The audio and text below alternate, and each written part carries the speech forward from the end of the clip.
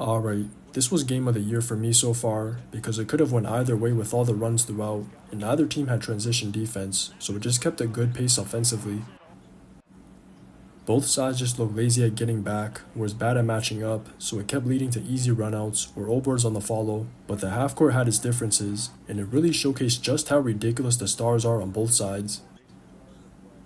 For the Nugs, everything was funneled through Yoke in the post, or even more so as the hub for screening actions, and it's the usual orbital offense around him, but I can tell they're starting to find a rhythm that wasn't there earlier on the year.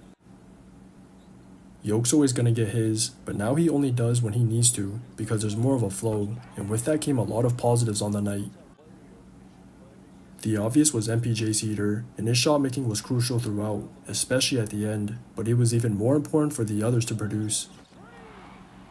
P. Watt was making his open shots from deep, Christian Braun has adjusted to his new role, and even though that second unit still had its issues, at least it wasn't as bad as usual. It does help with Mike Malone playing Yoke through the entire first and third, because they usually lose control of the game at the end of the quarter once he subs out, so the opponent enters the next quarter with the momentum, and having him out there for its entirety helps prevent that as much as possible.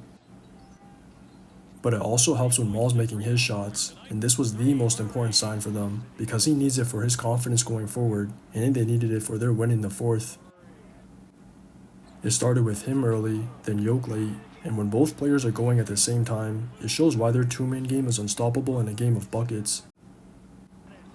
The two damn near generated all their points in the quarter, and they needed all they could get, because they had to match what the Mavs were doing on the other end from the start of the night. It was the usual defensive game plan of having Yoke show, or just flat out putting two on the ball whenever Luka came off a screen, and it was more of the same for Kai, or even Clay, but just a little less strict. All that did was open up the backside advantage, and the others were good on the catch to exploit it throughout, especially Gafford, because the Nugs were too small in that low rotation, so he got to eat at the rim a lot. But nobody got to eat as much as Kai, and to me, this goes down as one of his greatest performances of all time because of the shot making. The Nugs were a little loose at times, but a lot of his shots were tough, and when he's just pulling over the top in the triple threat, there's not much a defender can do. Christian Braun can attest to it, because he got the majority of that frying session, but even when they had P. Watt or MPJ on him, their length didn't even make a difference, and at one point, he made 12 straight during his stretch of 16 out of 17 shots.